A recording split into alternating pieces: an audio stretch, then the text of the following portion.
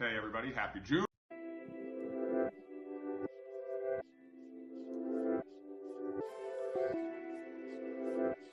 I should have loaded that on as like a button right here. Probably pretty easy. Yeah. Boom, boom, boom. This is The Joe Gaither Show on BamaCentral.com.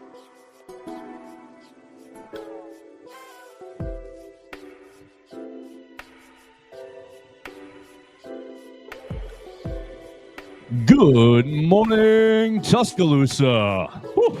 Internet world, West Alabama. How we doing today?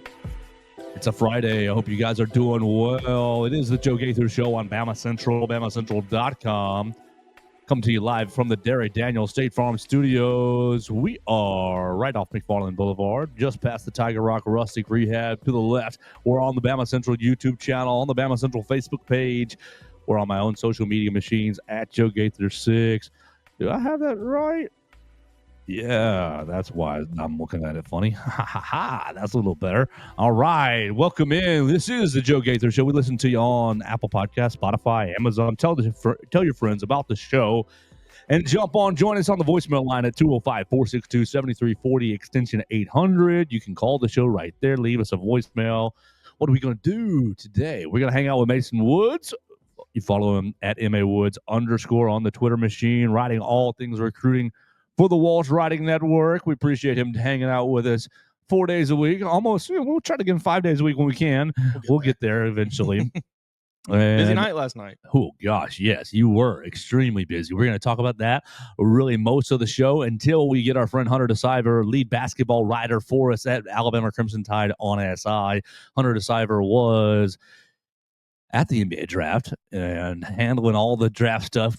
Had a slow Wednesday, but had a really late night last night as well. So you both have late night. Busy. He was much busier than I. Y'all have both late nights. So we're going to catch up with Hunter here in just a little bit to go over and find out where our guys are trying to start their professional careers. With that, we invite you to jump and join us on the comment section at Joe Gaither 6 at MAWoods_, or you can hit Hunter De Siver up at Hunter De Siver, all one word.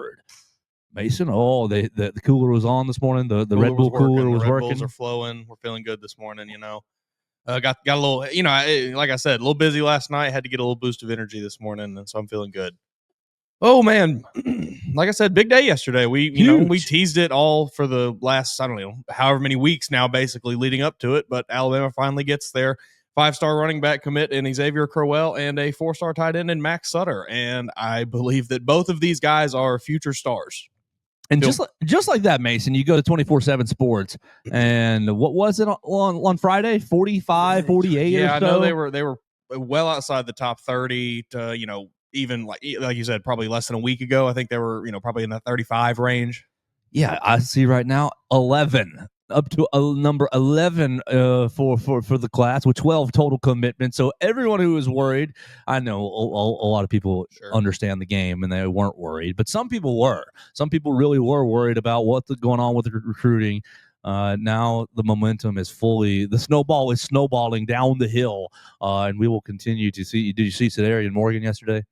I didn't see what he said. I did see Ezavier Crowell mentioning him, though, after he committed, saying, hey, come on home, buddy. We need you, him and Tank Jones as well. Yeah, Sedarian Morgan was at some little 24/7 camp deal, and they were asking him about I did DK. See that. Oh, you look like DK Metcalf. Oh, you look like they hit him up with like 2 or 3 other big body receivers. George Pickens, I think they threw in there. And they were like, well, who do you model your game after? You go, Julio Jones. Bingo. I think that's a good sign for the Crimson Tide. So let's get into it. The 2 recruits yesterday, the official recruits, we'll go one by one, take them in order. Our man, Ezavier Crowell, announces his decision to sign with to commit to the Crimson Tide. Now, Mason, I did not realize this until watching the broadcast. Now, this is bad. This is bad journalism until yesterday. The tape that we were watching yesterday, sophomore film. Whew. The man is going to play his junior year, going to do all the academics, and going to follow the Ryan Williams path. And crazy. Yes, he's evaluated off his sophomore film as the second best running back in the class. Yeah, I think I tweeted it out last night. I think he has in 2 seasons, over 3,700 rushing yards and 56 touchdowns. So yeah, that would be impressive for anybody in 3 years. But then you realize, oh, wow, he reclassified in January and he has only played 2 seasons of high school football. Yeah, EJ Crowell might just be built different.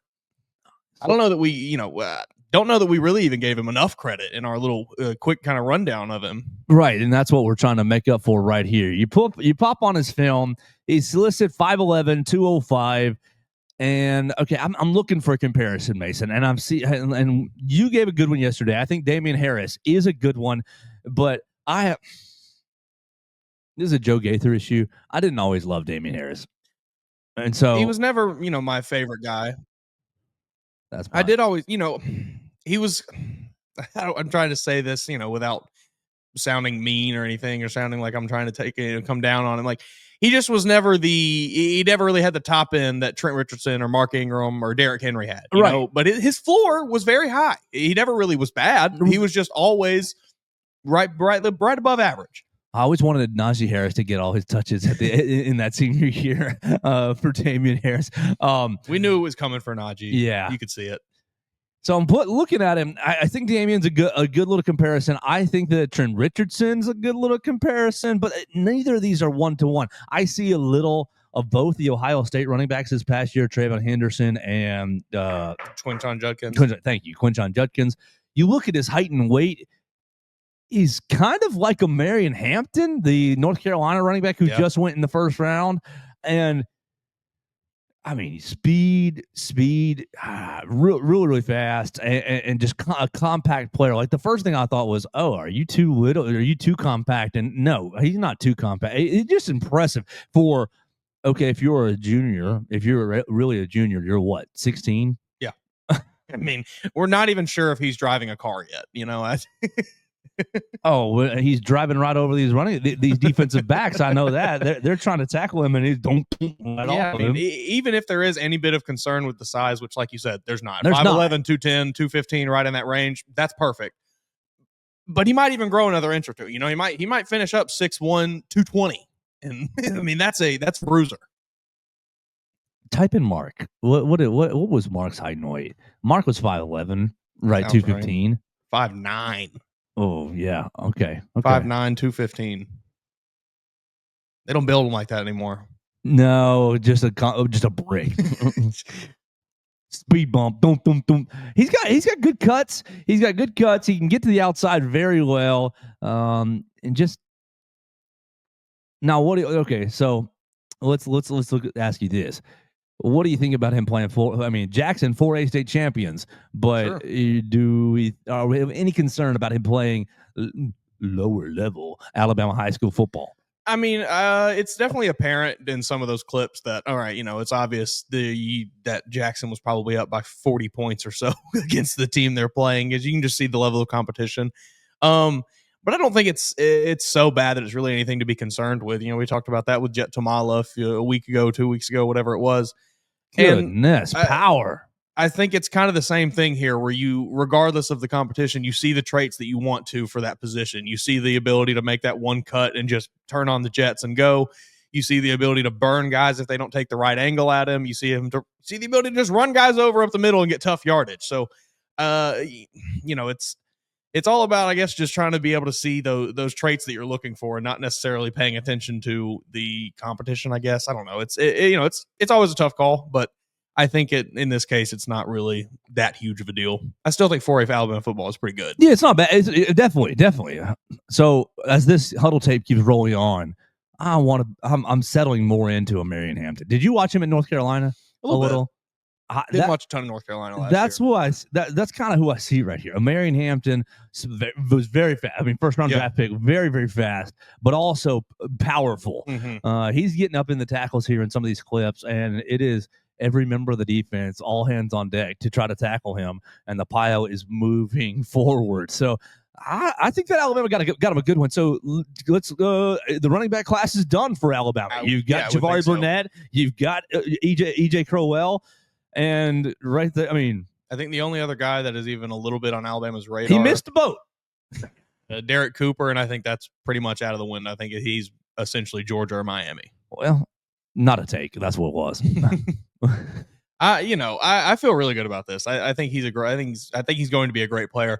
I would like to see, because according to his stats, at least he is at least somewhat effective out of receiving out of the backfield, or at least catching the ball in some sense. You don't see any of it on that highlight tape, so I'd like to see a little bit of that. I imagine he's at least semi-skilled in that department. That seems to be maybe a route that a lot of modern teams want to go with, is having a running back that can have that, provide that option as well. So if he can do that, he, all the better. You see really good balance on his tape. You see, obviously, the speed we just mentioned. I think that Alabama got him one. I think that what is it? The jewels. You're starting to add jewels to the class. I think so. And maybe some of the guys they added early in the week aren't going to be as shiny off the bat. Sure. Just on paper, but I think that this class is developing nicely. 12 total commits in the class. You got Jordan Edmonds, Zion Gibson, Mack Sutter, we'll get to you in just a second, Ezavier Crowell, Sam Uto, Jamarian Matthews, Jet Tamala, Chris Booker, Kamarian Johnson, J.J. Finch, Ryo Kelly, and Javari Barnett. So there's your dirty dozen right there for the Crimson Tide. Eli Deutsch, too. Oh, okay. You're not listed on 24/7. Sorry, Eli. 24/7 disrespects the specialists. They don't care about the long snappers. But look, preferred walk on. But if you don't have a long snapper, what are you doing? If you don't have a long snapper, you don't have a football team. Exactly. That's a critical position. Off overlooked. If you don't have a long snapper, if your snapper snapping it over the punter's head or not getting it to the place of the holder's hands, that nukes an area of your team right there. Look, we go for it on fourth down every time. If you find yourself as a pretty large human that maybe wasn't the best at playing the other positions, learn how to long snap. There might be a future for you there. Absolutely, there is. So Alabama is now rolling on the recruiting train. Before we talk about Mack Sutter, do you want to talk about Courtney Morgan? Yes, I love what he does on Twitter. Just love it so much. See, I don't even know what the GIF last night that he tweeted out was, but the guy riding in the what appeared to be I don't even know what it was, some old car, wearing the shiesty. Just indicating to everyone that I think Courtney Morgan's feeling a little dangerous out there on the recruiting trail. Yeah, he tweets at early in the morning. It was a good day. The clip from Ice Cube, and I think that was from Training Day. Maybe it was. I think the later clip was from Training Day. Now I might be it's been too long since I've seen it, making myself a fool by saying that, but I think that's what it was from. And I think that he knows that once Zadarian Morgan, once Tank Jones kind of says yes, that this class is about to take a huge jump even further forward. Yeah, and you're gonna have yourselves a football team right here. And you talked about collecting the gems. I think you've got your 5 stars, your gems, and everybody else is like just what makes up the glove. Mm-hmm. It's we're waiting on Jira Edwards, we're waiting on Xavier Griffin, we're waiting on Tank Jones, like you said, Zadarian Morgan. And, you've already got 2 here in Ezavier Crowell and Jordan Edmonds. Yeah, I didn't even say Jira Edwards. I think that he and Xavier Griffin. Goodness gracious! So too. Yeah, you're feeling good. I thought DeBoer couldn't recruit the South. That's what I heard. That was what I was under the impression of. Count these for me. How many of these cities and states are in the South? Mason, you can be the judge. And just count them on your hand. We'll get to the end. Marietta, Georgia. Gadsden, Alabama. Dunlap, Illinois, Jackson, Alabama, Orange, California, Gainesville, Georgia, Omaha, Nebraska, Atlanta, Georgia, Muscle Shoals, Alabama, Indianapolis, Indiana, Cincinnati, Ohio, and Tampa, Florida. So out of 12, how many Southern prospects do you have? 7. Wow. Feeling pretty good about that. Feeling pretty good. Thought he didn't know anybody in the South. Thought he was just a Midwestern guy. He didn't have any people skills. Yeah, I saw this on Twitter this morning, and I don't remember who it was, so I can't give them credit, unfortunately. But the Husky Harsin allegations got thrown around upon his hiring. Seattle Saban maybe is his new nickname. Mm-hmm. Yeah, got to give a lot of credit to Courtney Morgan for helping that, but the whole staff as a whole. You heard it from JJ Finch. The relationship building of the staff. I was on this morning with WNSP down there with Michael Bronner, and he was talking about Jalen Milroe again and not benching him. And I said, I think that what you see not benching him really sets the tone foundationally for what the for what the program really is. I think it was bigger than football, and now it leaves you something to go into these recruits, to go into these recruiting living rooms, these mamas, and say, "Oh, if you're loyal to us, work hard, do the right things, we'll be loyal to you." And Jalen Milroe becomes your Class A example, and you can just walk right in there. I'm impressed. Sorry. Yeah, I mean that was chess, not checkers. I know a lot of people in the short term did not love that decision, but I think long term it's going to have worked out very, very well for Alabama. Absolutely. So Ezavier Crowell, EJ Crowell, one more thing, # free my daddy. Mm-hmm. We got to figure out. I'd like to know more about that situation. Was unable to find anything out last night. I don't even know really. Hayes Fawcett from On3 is the one that I saw that quote from. I don't know. I watched the news broadcast on WKRG last night. They had it live streaming online on Facebook. So I did not see anything on that broadcast that anyone from him or his family mentioned about it. So I don't really know where that information is even coming from. But I would like to know more if we can find out more. If anybody knows anything. Yeah, I had Dax go on the social media, do a little hunt. He said I couldn't find anything. Yeah. I'm wondering, and this is just a total guess, so please correct me, and we'll accept your correction if this guess is absolutely wrong. I'm guessing that perhaps Crowell is a mother's last name or a grandmother's last name, and maybe you couldn't possibly find. Yeah. I'm not sure. Like, but there's got to be a story there. Sure, there is. I mean, honestly, though, what does it matter? Good running back. It doesn't matter. It makes it more interesting to me. I think it just makes it more, gives you more context for his mindset. You saw how hard is he going to be running? How motivated is he going to be? How hard does a running back run if they're using # free my daddy in their commitment? I'm excited about it. EJ Crowell. Well, yeah, perusing these message boards, nothing else really going on here. Lots of lots of unseemly comments about Simone Eli, who is running the commitment. She did a really good job in a chaotic situation. Wow, yeah, it got. I mean, like there was 200 people there probably. Like it looked like a very large crowd of people in that in gymnasium. I don't think it was a gym, some kind of auditorium, cafeteria looking room, whatever it was. I imagine at Jackson High School. He has the little mannequin heads with the 4 hats, the Alabama, Texas, Georgia, Auburn, which my hat theory that I have did not apply here. All 4 hats were virtually the same, I thought. Maybe the Auburn hat was the worst one of the Auburn bunch. hat was awful, and the Georgia hat wasn't really that good either. They all seemed, none of them like stuck out to me as like, oh, that's the best looking hat of the bunch. So I couldn't really pick it out from there. I think luckily we were just so sure it was Alabama. We had everything ready to go. But yeah, everybody is kind of as he walks over to the stage there with the 4 hats in front of him, you hear the crowd start to build louder and he hovers over the Auburn hat. I think he hovered over the Texas or Georgia hat. Finally picks up and it erupts. Music hits. It's like, what is? Everybody started dancing.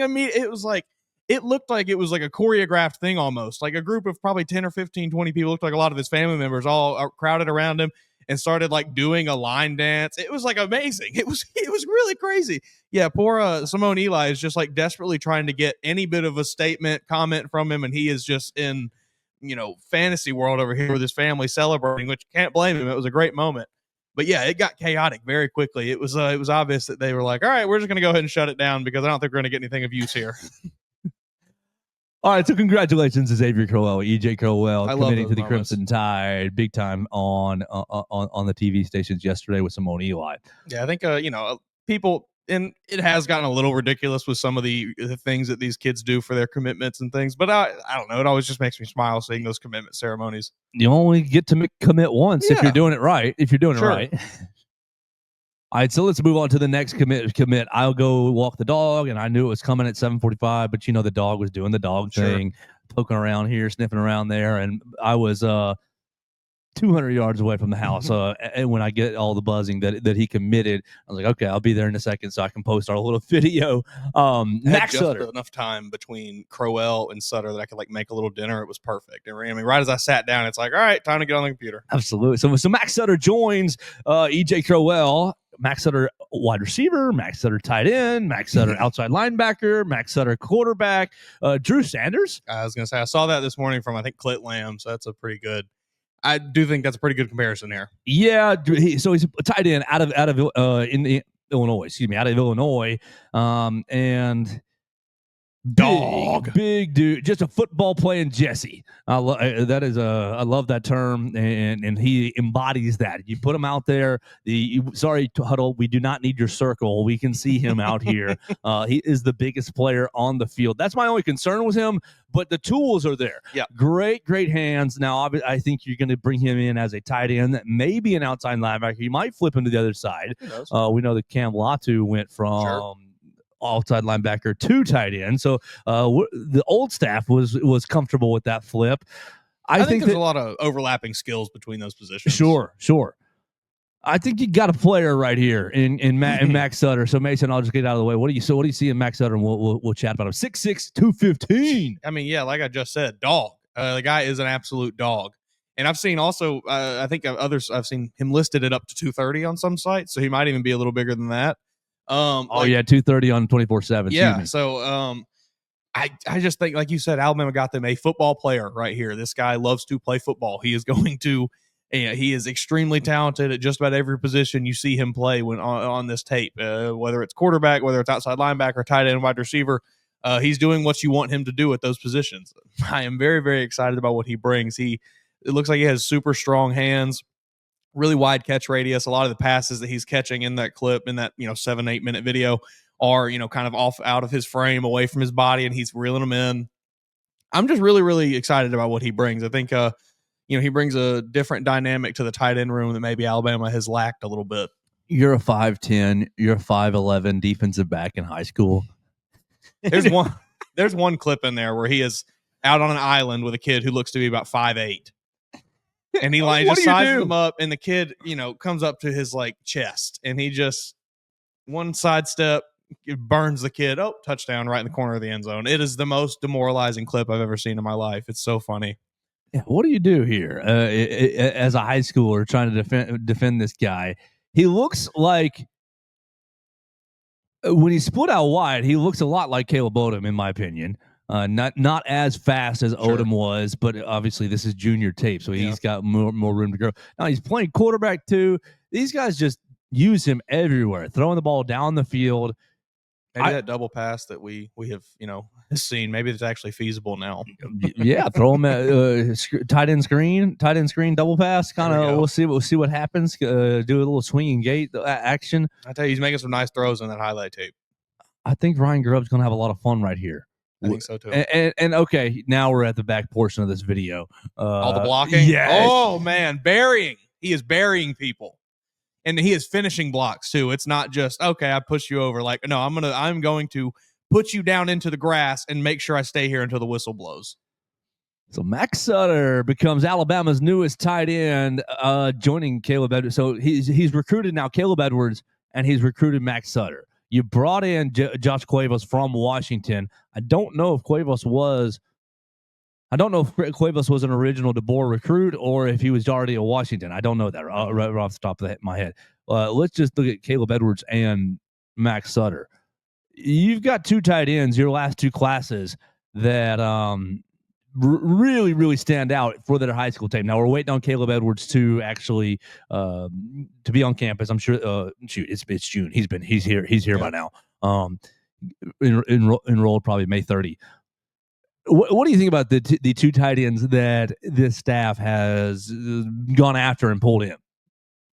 I mean, I think it tells you exactly what they're trying to do with the tight end position. We've kind of hinted at it, danced around it a little bit this week, but as much as we loved Robbie Utes, that's not really what you want at tight end. You want a guy who can stretch the field a little bit, a guy who can offer you more in the passing game while still providing that blocking ability and things that Robbie Utes had. But you just want somebody who can get a little more vertical, I think, than he had the ability to. Well, I still think there's a role for an H-back, kind of fullback type like Robbie Utes, who, I mean, look, he had some catches last year. I just think, you want to evolve that position a little bit more so that it can maybe be a bigger piece of the offense. So there we go. Mack Sutter is now officially a part of the class. Seven guys from the South for Husky Harrison and you have 12 guys in the class total. You're up to number 11 on the 24/7 sports sites. I think you're at 8 or so on the On3 sites. I believe that they both kind of do it just a little bit differently there. I think that On3 uses the average, the recruiting average, whereas 247 just goes on total points. Right, composites, right, all that together. So congratulations to both those guys. It's going to be a fun rest of the summer. We're going to see Cedarian Morgan soon. We're going to see Xavier Griffin soon. Tank Jones still without a date, but I think you're going to see him sooner rather than later. I think so.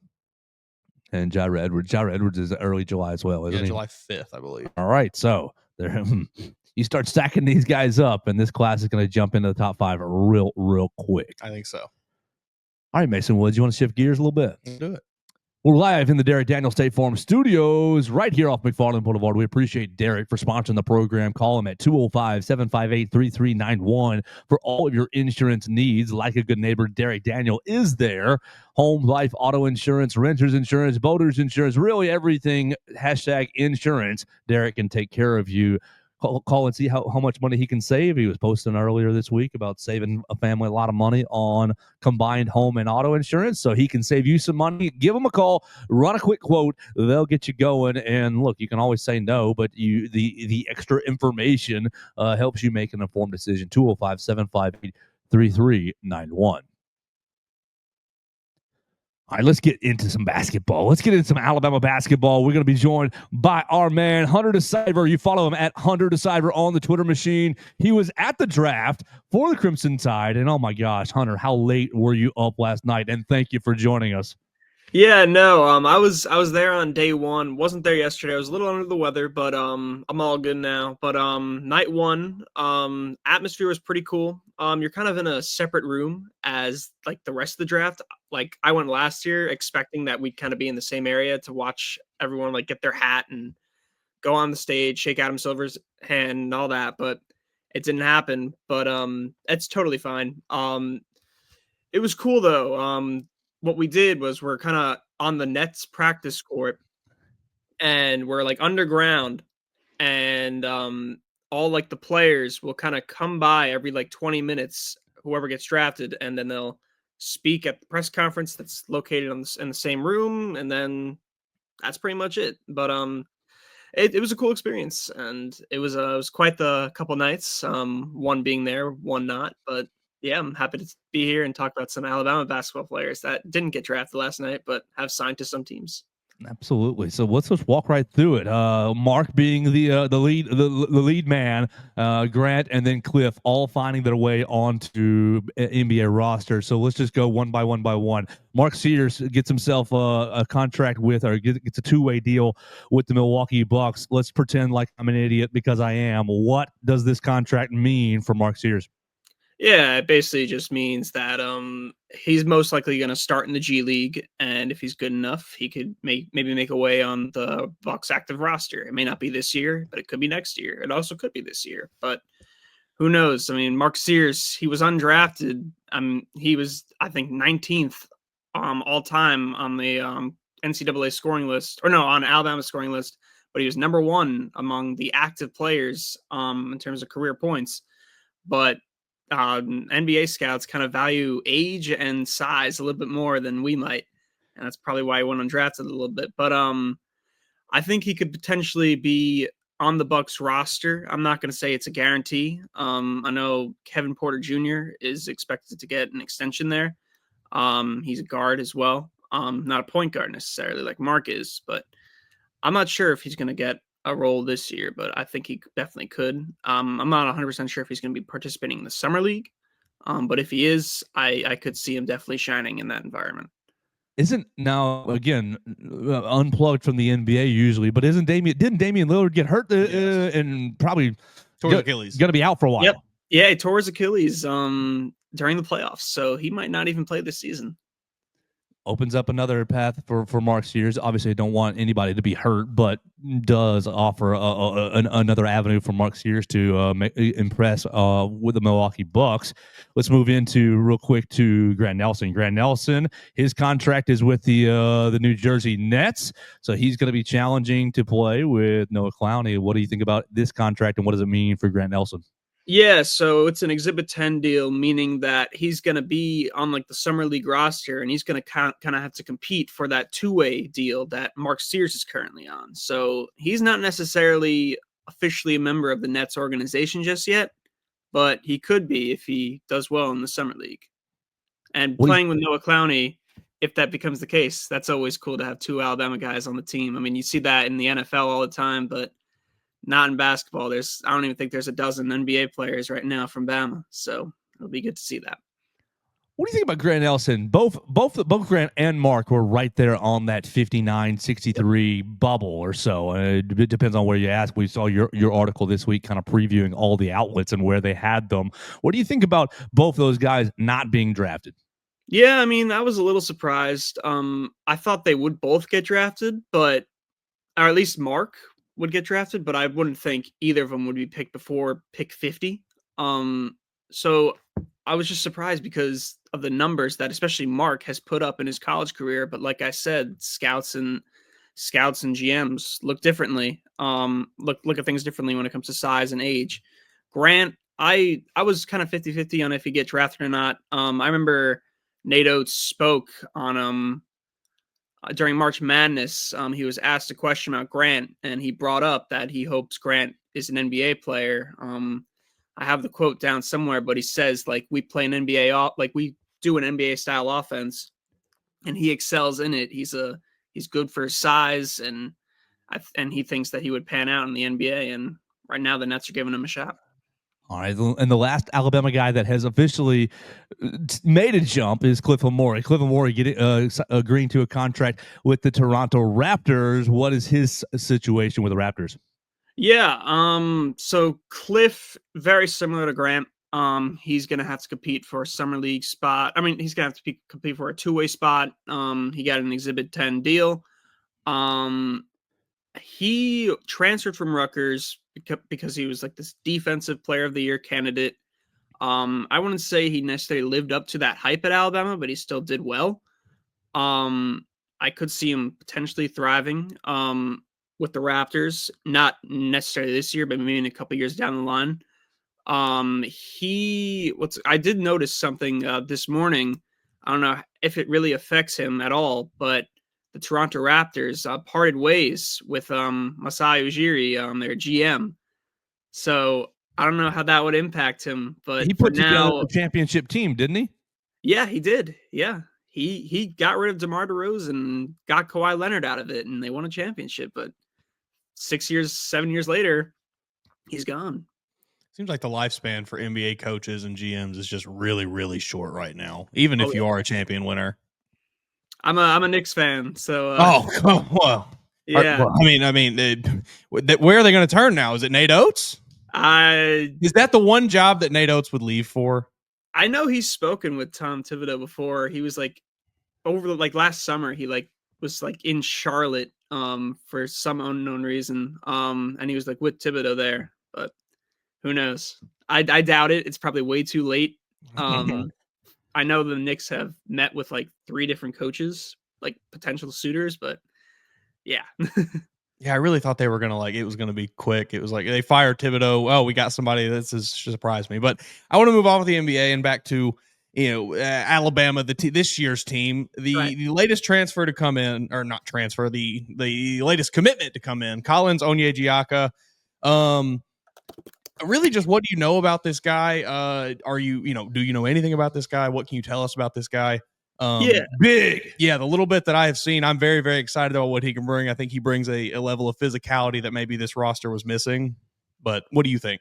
Yeah, I can't say I know too much. I haven't done too much research on him. However, from the size and I saw this hype video of him. I think it was by Slam.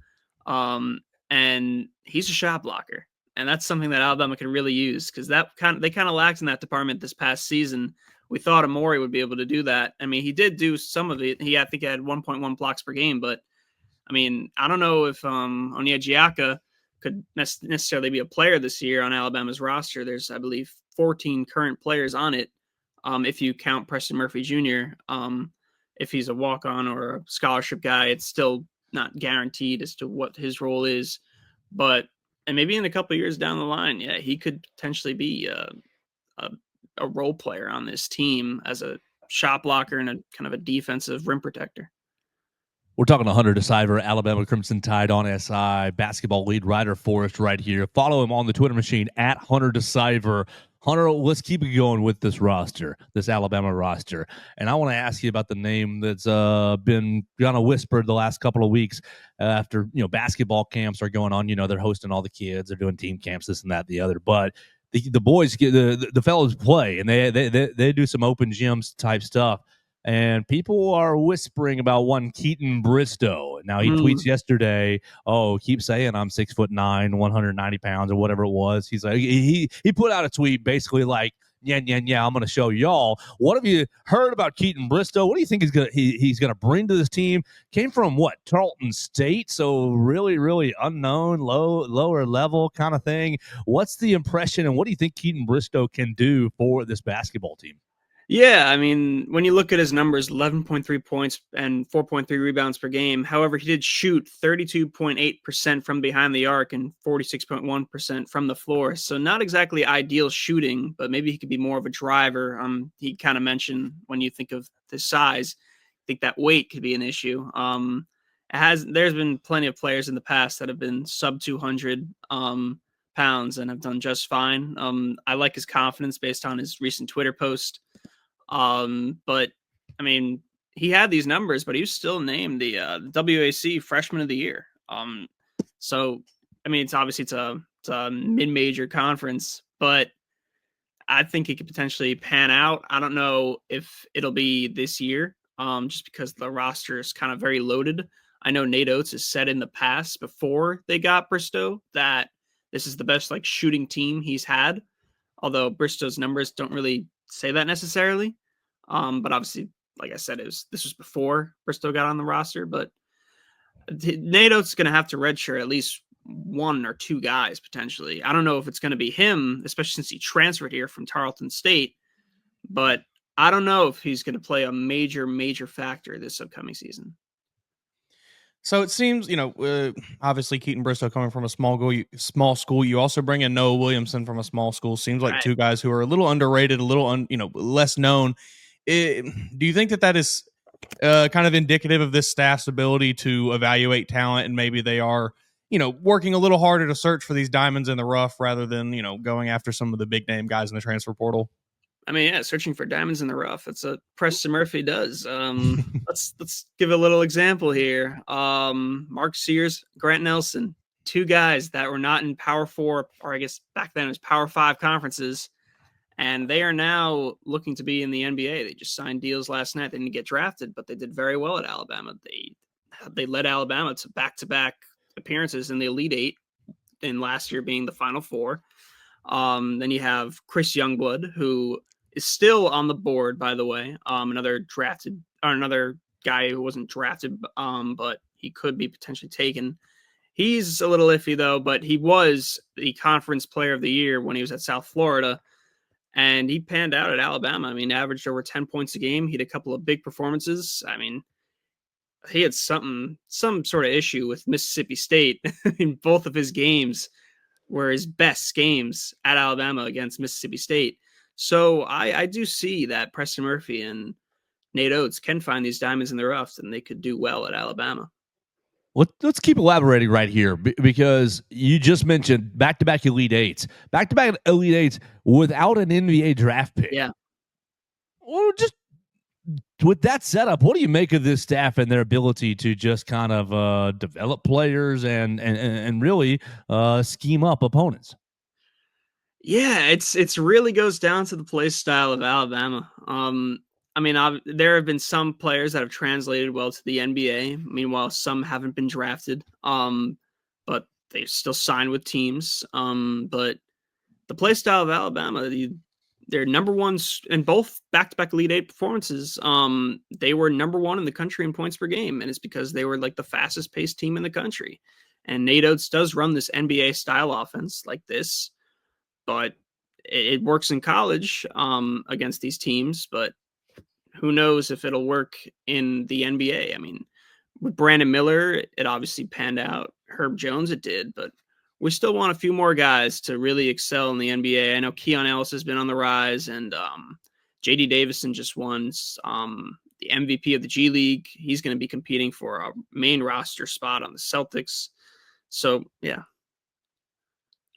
So let's go spin forward 12 more months. Look at this roster, and obviously LeBaron was on the bubble. LeBaron Filan was on the bubble. I'm in the draft. I'm in the pool. I'm gonna be drafted, and then withdrawals the night before the deadline. Where do you think LeBaron would have been drafted in these last 2 days had he stayed in? And then going forward, obviously LeBaron is the easy answer, but besides him, do you see another draft pick on this roster? Yeah, so LeBaron, when I was doing this whole thing with the mock drafts and all that and looking every week, LeBaron was typically a late first, early second, maybe a mid second, and I could see him definitely being in that area from this draft class. It's funny that we mentioned this topic because not even like 30 minutes ago, ESPN put out their mock for 2026. And LeBaron was the 28th best prospect. There were no other Alabama players on it. However, Darion Reed, who is now at Oklahoma, he was on it at number 42. So to answer your question, if there were another Alabama player to potentially get picked, you could argue maybe potentially Aiden Holloway. He might stay an additional year. This is going to be his junior year coming up. But he was amazing as a sixth man. We don't know exactly what his role will be next year, whether he'll be a sixth man once again or he'll be a starter. If he is a sixth man, there's a very good chance he wins the conference's Sixth Man of the Year award. But if I had to pick one other player that would get potentially drafted, I would pick Aiden Holloway out of this roster.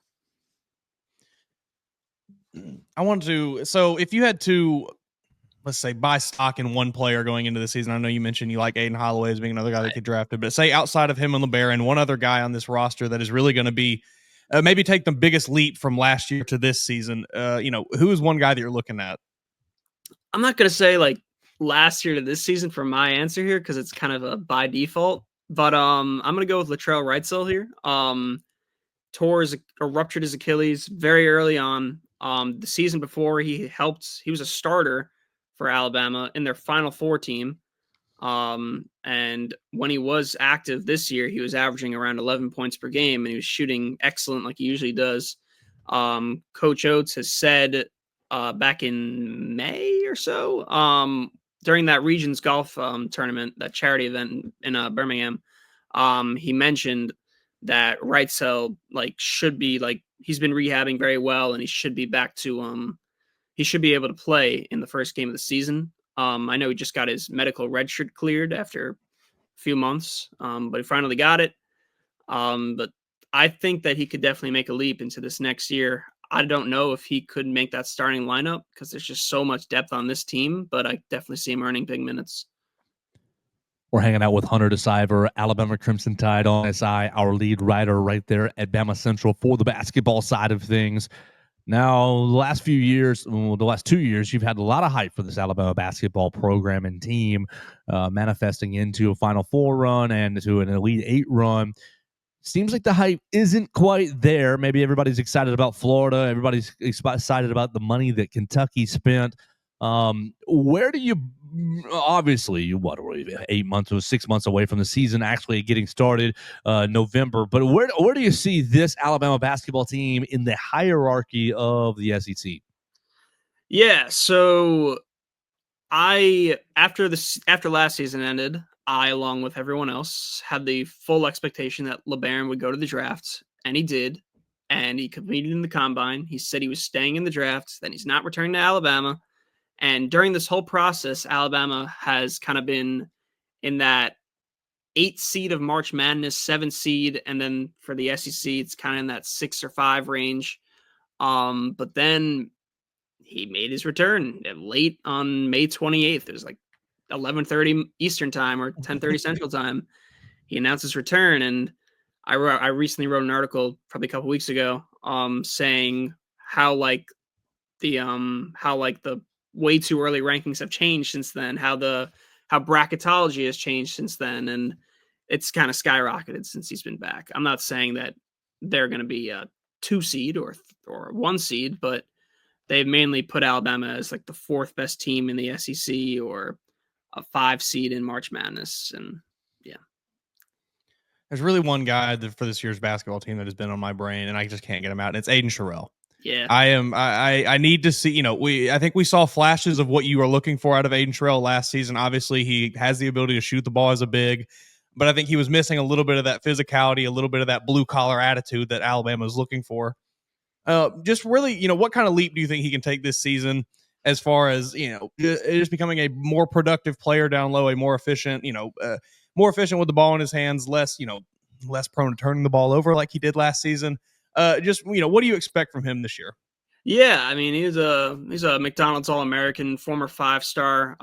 But like you said, I was also kind of thinking about him this year.